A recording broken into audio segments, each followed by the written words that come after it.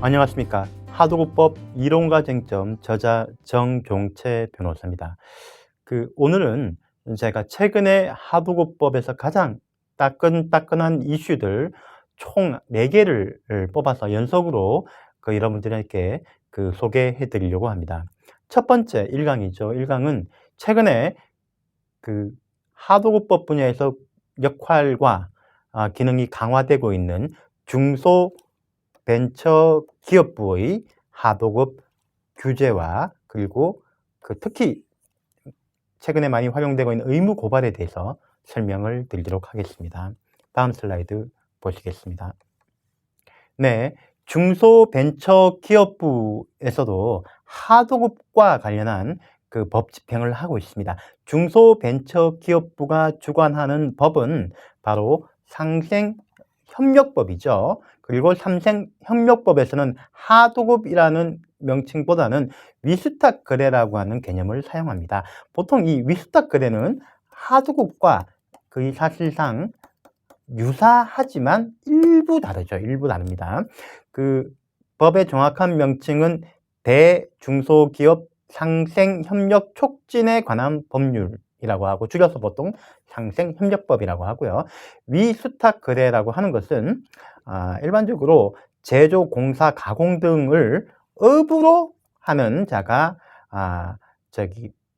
물품 및 원료 등의 제조, 공사, 가공, 수리, 용역 또는 기술 개발을 다른 중소기업에게 위탁하고 이를 위탁받은 중소기업이 업무를 수행하는 거래를 얘기하는데 대부분 하도급 거래하고 거의 유사하고 일치하죠. 다만 오히려 하도급 거래보다는 조금 더 범위가 넓다고 얘기가 되고 있습니다.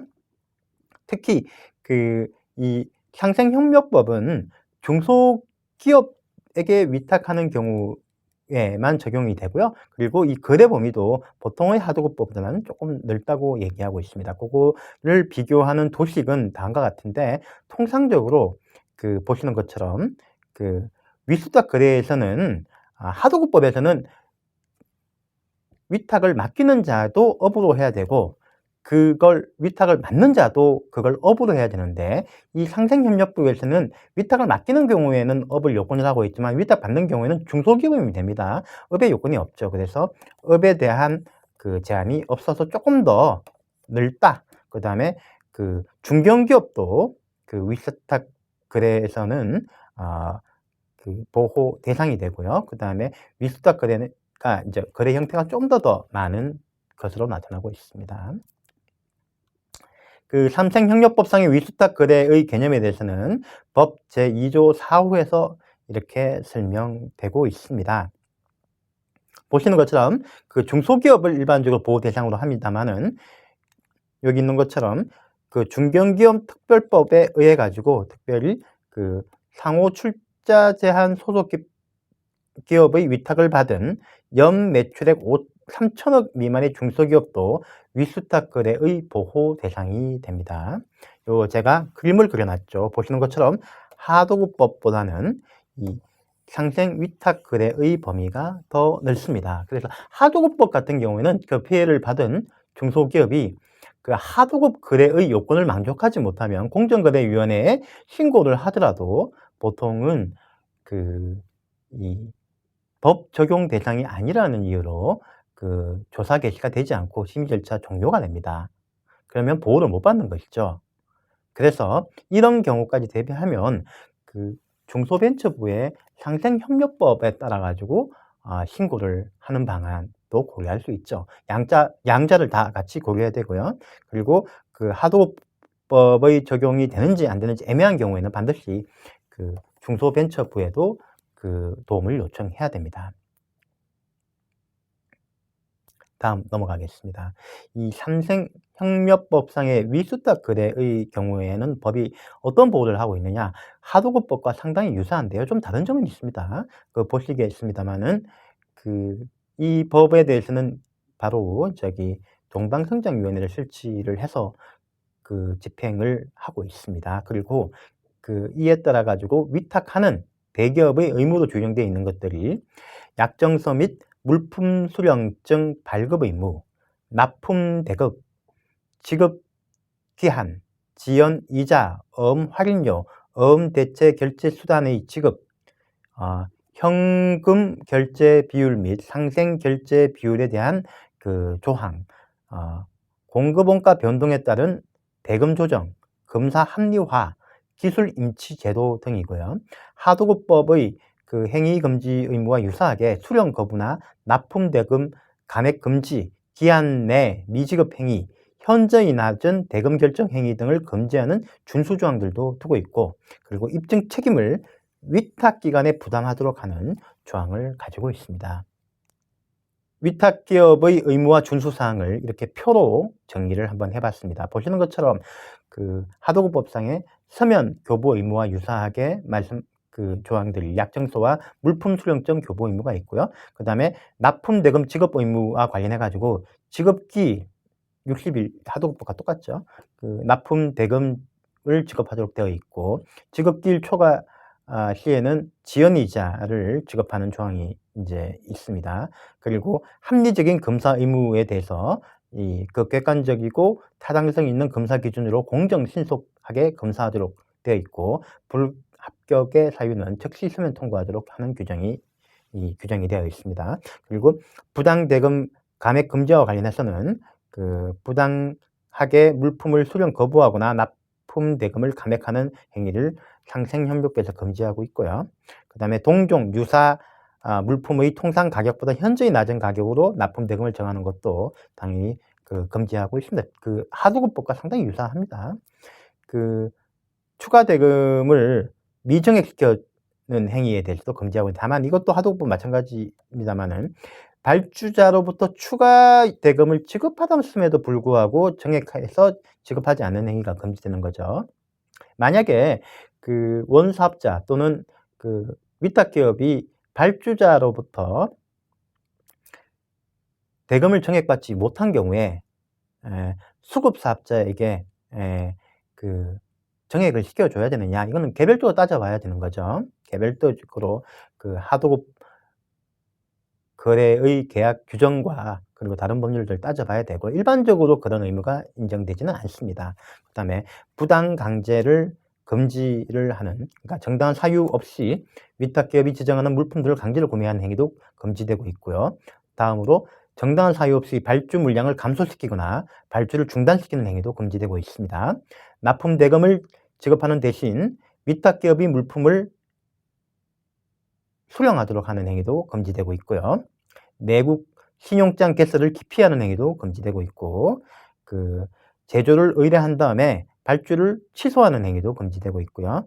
그 다음에 여기 보시는 것처럼 정당한 사유 없이 그 기술 자료 제공을 요구하는 행위도 금지되고 있고요. 기술 자료 임치를 요구한 기업에게 그 불이익을 주는 행위라든가, 또는 수탁기업이 위탁기업의 불공정 거래 행위를 관계기관에 고지 또는 신고했다는 이유로 발주 물량을 감소시키거나 하는 기타 불이익을 주는 행위, 이게 이제 바로 보복 행위가 되고 있죠.를 금지하고 있습니다. 일반적으로 다른 그 이 금지 행위나 행위 의무보다는 이 보복 행위가 더 이제 중하다고 되고 있고요. 나중에 말씀드리겠지만 그 상생협력법상에서는 특별히 이 보복 행위를 특별히 더 중하게 제재하고 있습니다.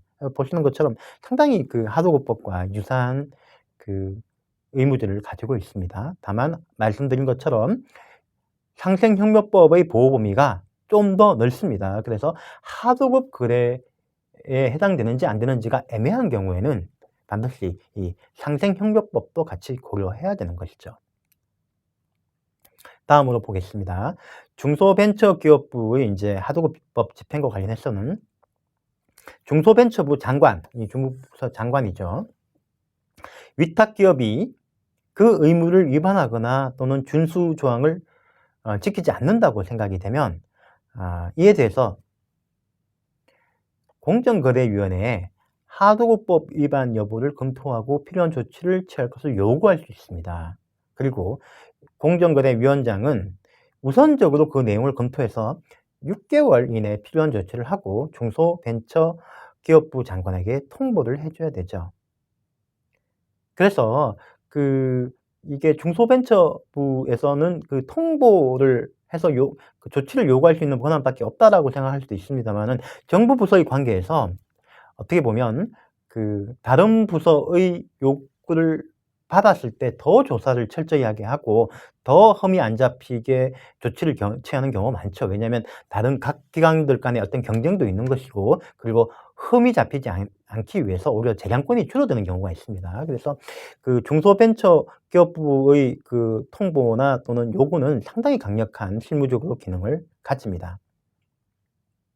만약에 공정거래위원회의 조사나 조치가 미흡하다라고 중소벤처부에서 판단하게 되면 이 부분에 대해서 이의를 제기하겠죠. 그래서 그런 것들을 두려워해서 어떻게 보면 공정거래위원회에서는 이런 자기들이 직접 직권으로 조사하거나 자기들이 직접 신고를 받은 건보다 이 건에 대해서 더 엄격한 스탠스를 취할 가능성이 있습니다. 상당히 수급사업자 또는 중소기업 입장에서는 아주 중요한 기능을 하겠죠. 물론 반대로 원청 입장에서는 이 부분을 조심해야 됩니다. 그리고 중소벤처부 장관은 상생협력법을 잘 준수하고 있는지를 주기적으로 조사해서 개선을 요구하고 응하지 않을 경우에는 그 명단을 공포할 수 있고요. 그리고 필요한 경우에는 일정 규모 이상의 중소기업이 다른 중소기업에게 위탁하는 경우에도 정할 수 있죠. 하도급법도 마찬가지죠. 하도급법도 원사업자가 중소기업인 경우라도 적용이 가능하죠. 그리고 이제 이 부분이 되게 중요한데요. 중소벤처부 장관은 상생협력법을 위반한 위탁기업에 대하여 벌점을 부과할 수 있습니다. 그리고 기업부 장관 영이 정하는 기준을 초과하는 경우는 입찰 참가 자격 제한 요청도 할 수 있죠. 아주 강력한 기능을 수행합니다. 다음 넘어가겠습니다. 그리고 하도급법 거래와 관련해서 분쟁이 생기게 되면 하도급법에 따른 조정을 할 수 있지 않습니까? 상생협력법의 경우에도 분쟁이 생길 때 위탁기업과 수탁기업 간에 분쟁이 발생하거나 또는 위탁기업과 중소기업 협동조합 간에 분쟁이 발생했을 때는 중소벤처부 장관에게 조정을 요청할 수 있습니다. 그리고 중소벤처부 장관은 그 요청을 받으면 지체 없이 내용을 검토해서 시정권고, 시정명령이 아닙니다. 시정명령은 구속력이 있지만 시정검토는 구속력이 없고, 어떻게 보면 어드바이스를 하는 거죠. 를 하거나 또는 구속력 있는 시정명령, 이거는 구속력이 있습니다. 위반하게 되면 처벌이 되는 거죠. 시정명령을 할 수 있으며, 시정명령을 따르지 않는 경우에는 그 명칭과 요지를 공표할 수 있고, 아울러 공정거래위원장에게 필요한 조치를 할 것을 요구할 수 있게 되죠. 다음으로 삼생협력법에서도 법을 위반한 위탁기업에 대해서 손해배상 규정을 두고 있습니다. 그리고 하도급법과 유사하게 입증 책임도 위탁기업에게 전환되어 있고요. 심지어는 3배 이하의 징벌적 손해배상 규정을 둔 경우도 있습니다. 다만 이제 보복행위의 경우에 이 조항이 적용이 되는 것이죠. 그런데 하도급법도 마찬가지고요. 그리고 공정거래와 관련한 여러 법에서 3배 이하의 범위 내에서 손해배상을 명할 수 있다는 징벌적 손해배상 제도를 두고 있지 않습니까?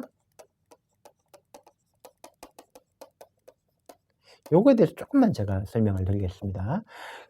징벌적 손해배상 규정을 두고 있는 행위 위반이 있다고 해서 반드시 징벌적 손해배상 규정을 적용하는 것이 아닙니다. 법원은 일반적으로 실손해배상이죠. 우리나라는 실손해배상 제도를 적용해서 실손해만 배상하도록 할 수도 있고, 징벌적 손해배상이 필요하다고 생각하는 경우에만 이 조항에서 이제 배수 배상을 명하게 되는데요. 이 배수 배상의 경우에도 3배 이하이기 때문에, 예를 들면 1배부터 3배 사이에 1에서 3배 사이에서 판사가 재량으로 판단하게 되어 있는 거죠. 그러니까 판사는 아예 처음부터 이 경우에는 실손해만 배상하기로 판단할 수도 있고요. 배수 배상으로 가더라도 1에서 3 사이에 정할 수가 있는 겁니다. 그렇기 때문에 그리고 판사들의 성향상 아직은 이 배수 배상으로 가는 것에 대해 상당히 거부감을 가지고 있고 엄격한 태도를 취하고 있습니다. 그래서 일반적으로 특별히 악의가 없는 경우에는 실손해로만 배상할 가능성이 저는 크다고 생각을 하고 있습니다. 이 부분에 대해서는 좀 더 명확하게 법에서 규정을 해서 위반 행위에서 징벌적 손해배상으로 가는 부분을 좀 더 구체적으로 규정을 해서 실제로 징벌적 손해배상이 이루어지도록 하는 것이 필요하다고 생각이 되고 있고요. 그 부분에 대해서는 좀 더 가이드라인이 필요하고 그래야지만 판사들도 이걸 재판에서 실제로 징벌적 손해배상 규정을 적용할 용기가 생긴다고 생각이 됩니다. 다음입니다. 상생협력법에서 하도급법과 유사하지만 조금 더 특이하게 기술 탈취와 관련해서 상당히 이제 기술 자료 임치 제도를 두고 있습니다. 타인의 기술 자료를 절취 등의 방법으로 부당하게 입수하여 기술 자료 임치 제도였다는 등록을 한 자에 대해서는 5년 이하의 징역 또는 재산상 이득의 2배에서 10배에 상당하는 벌금에 처하도록 되어 있죠. 엄격하게 강하게 처벌하고 있고 중요한 거는 징역형도 규정하고 있다는 것입니다. 하도급법에서는 징역형이 없죠. 벌금형만 있는데 이 상생협력법의 기술 탈취, 부당 기술 임치 등록 행위, 부당 기술 임치 등록 행위에 대해서는 징역형까지 처할 수 있게 되어 있죠.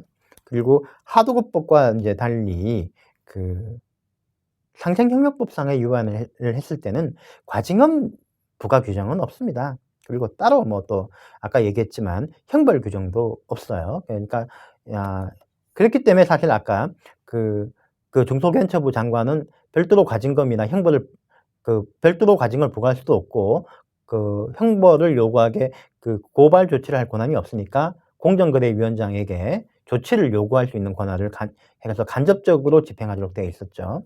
약간 이 상생협력법은 좀 집행이 조금 약하죠. 다만 뭐겠습니까? 집행, 제재는 약하지만 뭐라고요? 보호 범위는 넓죠. 요게 하도급법과의 결론적인 차이입니다. 중요하죠. 집행과 제재가 약한 대신에 보호 범위가 넓죠. 하도급법과 관련해 가지고 중소기업들은 가끔 하도급법 그러니까 하도급법 적용 대상이 아닌 경우가 상당히 많아요. 이런 경우에는 민사소송으로 갈 수밖에 없죠. 하지만 민사소송에서는 권리 보호의 기간이 상당히 많이 걸리고요. 그 다음에 증거 수집도 다 원고가 해야 되고, 그리고 또 뭘까요? 그리고 또 법원이 상당히 민사적인 관점에서 바라보기 때문에 중소기업 보호에는 조금 기능이 약할 수 있는데, 이 경우라도 이제는 상생협력법 위반으로 중소벤처부에 도움을 요청할 수 있다. 이거는 거의 중소기업과 대기업 간의 거래는 다 여기에 적용이 된다는 거죠. 아주 이 부분은 포인트로 기억하시면 될 것 같습니다. 다음으로 중소벤처부 장관의 의무고발 제도에 대해서 설명을 드리겠습니다. 원래 하도급법과 같은 공정거래법은 뭐라고 합니까? 전속 고발 제도죠. 옛날의 간통죄와 같이 공정거래위원회의 고발이 없으면 기소를 못합니다. 기소를 안 하기 때문에 수사도 할 필요가 없는 것이죠. 결국은 공정거래위원회가 고발하지 않으면 형사 절차로 넘어가지 않는 겁니다. 그렇지만 그 경우에 많은 비판이 제기가 됐습니다. 특히 공정거래위원회가 기업들을 상당히 많이 이해를 하고 있고 산업 전반에 대한 이해가 높아 보니까 고발 조치를 하는 경우가 별로 없었고요. 그래서 전속 고발제가 완화됐죠. 공정거래위원장뿐이 아니라 조달청장, 감사원장, 그리고 중소벤처기업부 장관은 공정거래위원장한테 고발을 하도록 요구할 수가 있게 됐습니다. 그리고 그 요구를 받으면 반드시 고발해야 됩니다. 그렇기 때문에 이제 고발권자가 늘어났죠. 특히 그 하도급 분야에서는 또는 중소기업 보호를 위해서는 감사원장, 그 다음에 중소기업부 장관까지 늘어난 거죠. 뭐 조달청장도 할 수 있습니다만 본인들의 업무가 아니면 할 이유가 없겠죠. 그렇게 하도급법이 정의됐는데, 특히 이제 다음에는 넘어가겠습니다만은 최근에 더 이슈가 되고 있는 것은요, 중소벤처부 장관의 경우에는 이 의무고발, 고발 요청을 상당히 적극적으로 행사하고 있죠. 그 절차는요, 공정위로부터 하도급법 사건 처리 결과를 일단 중소벤처부 장관이 중소벤처부에서 통보를 받습니다. 그러면 산하에 설치되어 있는 그 하도급법 위반행위 고발 심의위원회에 심의를 부과를 하고요. 그리고 사건 통지일로부터 60일 이내 고발 요청을 하게 되는데, 이 심의위원회에서 상당히 적극적으로 가급적 중대한 하도급법 위반 행위에 대해서는 거의 다 고발하고 있습니다. 그래서 공정위 입장에서는 어떤 변화가 생겼을까요? 공정거래위원회가 고발을 하지 않기로 결정을 하고 중소벤처부에게 통보를 했는데, 중소벤처에서는 고발을 요구해서 어쩔 수 없이 고발이 되는 거죠. 그래서 그 원사업자 입장에서는 사건이 종결된 줄 알았다가 1년 뒤에 고발이 돼서 형사 절차가 진행돼서 당황하는 경우도 있고요. 그리고 공정거래위원회 입장에서도 본인들이 고발 조치하지 않았을 때 그 중소벤처부에서 고발할 요구할 가능성이 크기 때문에 가급적이면 적극적으로 본인이 먼저 고발하는 양태를 바꾸고 있습니다. 그래서 현재는 그 공정위에서도 고발률이 상당히 높아졌습니다.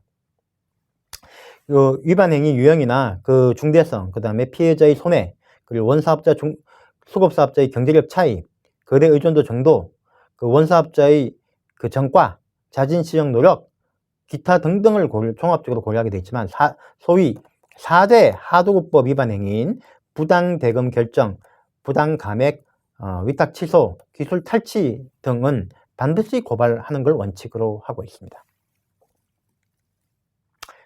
이 절차죠. 절차 제가 설명드리겠습니다. 공정거래위원회가 이제 전속 고발권을 아직은 가지고 있지만, 그 중소벤처부가 고발 요청을 하면 반드시 해야 됩니다. 고발 여부에 대해서 결정을 하고, 만약에 고발하지 않기로 했다 그러면 중기부에 통보를 하게 되죠. 중기부에서는 심의위원회 심의를 한 다음에 고발하기로 결정을 하면 공정위에 되고, 공정위는 반드시 고발해야 되는 거고요.